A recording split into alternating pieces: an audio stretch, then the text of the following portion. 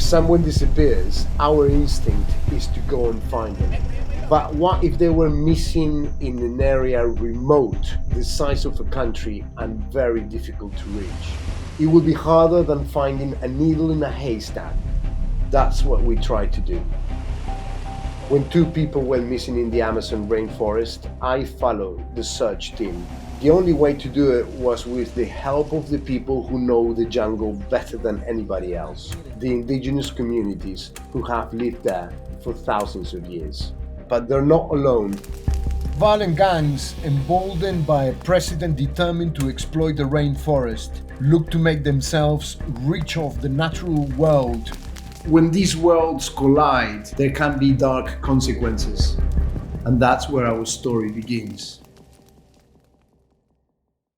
I'm Guillermo Galdos. I've been reporting from the Amazon rainforest for over 20 years. I've seen the impact of President Bolsonaro's rule firsthand. The use of violence and corruption to exploit the rainforest for profit, whatever the cost, has grown. The part of this story I wanted to share with you began on Sunday the 5th of June, when I got a call that 2 friends were missing in the Amazon jungle. A desperate search is intensifying for missing British journalist Dom Phillips and his guide Bruno Pereira. 2 men who've spent years speaking up for the people of the Amazon. The pair were on a reporting trip. They were supposed to return by boat, but never showed up. I knew Dom Phillips. He was a British journalist that had been living for over a decade in Brazil. He was a person that reported a lot on the Amazon. Bruno was an expert on indigenous matters, and he was more than anything an expert in the area. The response of Jair Bolsonaro's government was very weak, and at the beginning that caused a lot of anger.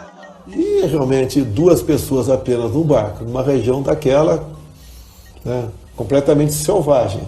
I remember seeing Dom's wife pleading the Brazilian authorities to do more. It was incredibly sad. Mesmo que eu não encontre o amor da minha vida vivo, eles têm que ser encontrados, por favor. I knew that the indigenous people were going to be at the forefront of the search, so I decided to ask them for permission to go with them, and it was very important to show the work that they were doing. They had the biggest chance of finding anything. Porventura encontrar o corpo, nossos amigos, né? You have to understand the sheer scale of this area of the Amazon, this remote corner. The Javari Valley Indigenous Reserve is the country's 2nd largest at 85,000 square kilometers. For comparison, that's an area the size of Austria and almost the size of the state of Maine. It's in the northwest of Brazil, along the border with Peru. To search an area like that, you need experts, and I was with them. A busca ativa. Porque eles, o Bruno era gente querido, mas ele queria defender nós, ensina nós como cuidar do território. Mesmo assim, o cara era assim, gente boa, mas o cara sumiu. Por causa disso que a gente encontrava. There are no roads to that area. Everything is done by river, and that makes it so complex to reach. The place where we were, it was wild. It was from tarantulas to caimans and jaguars and snakes and everything. When I got into that boat and we were going upriver, I was feeling sad, and the fact that they were not finding anything was very hard. Aqui tem lago, né, para cá, e tem lago para cá, né? Então se o pessoal, se os assassinos, né, pensou em esconder, né, a voadeira, esconder o corpo. For some of them, the search was personal because they knew Bruno and Dom. Bruno was so committed to the local indigenous people, and that obviously made him a target. When Jair Bolsonaro took power in Brazil in 2019, he promised to use the Amazon to make his country richer. Os novos números de desmatamentos estão mostrando crescimento assustador. And so one of the most crucial planetary defenses against the climate crisis has been exploited for financial gain. Deforestation in the Amazon has soared under his government's watch. Within a couple of years of Bolsonaro taking office, it hits its highest level in over a decade. That's an increase of 22% in just 1 year. Logging, mining, and fishing all have increased as well. By 2020, 3 out of every 4 hectares mined in Brazil were in the Amazon. The campaigners claim much of the criminality in the Amazon is fueled by Bolsonaro's government. The government that might soon be replaced, as Bolsonaro faces a popular opponent in the final round of the presidential elections here in Brazil. What I've seen in the last few years is the doors of the Amazon being opened to a lot of economic interests, cattle ranching, logging, fishing, mining. The consequence has been brutal. On Saturday, I remember, so it was early in the morning, there was a briefing, and then we started going in different teams.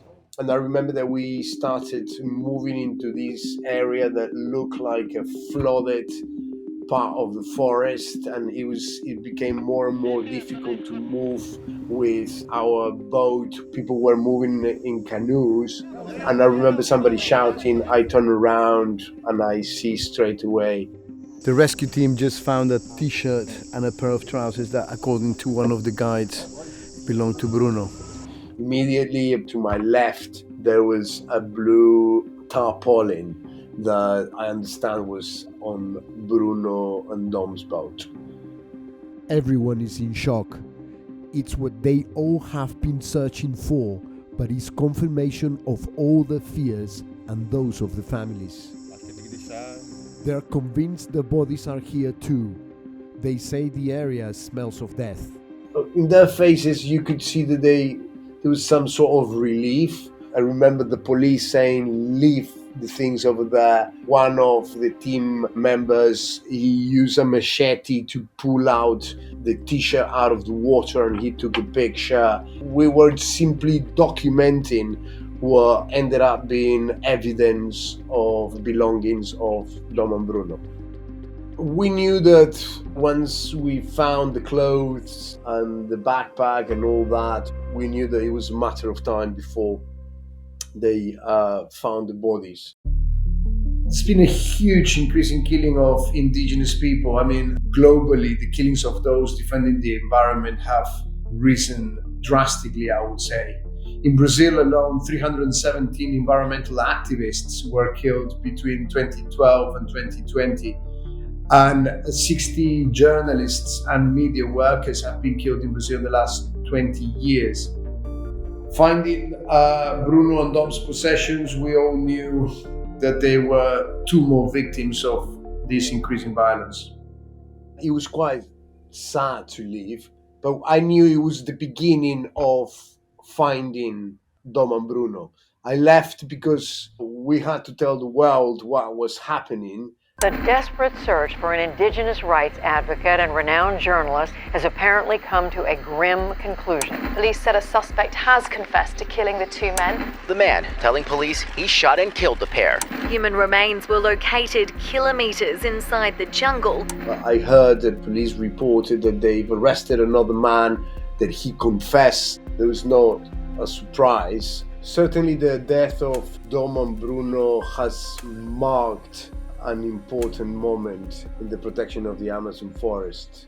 I'm not incredibly optimistic. There is not enough political will to protect the Amazon, and there are too many economic interests involved.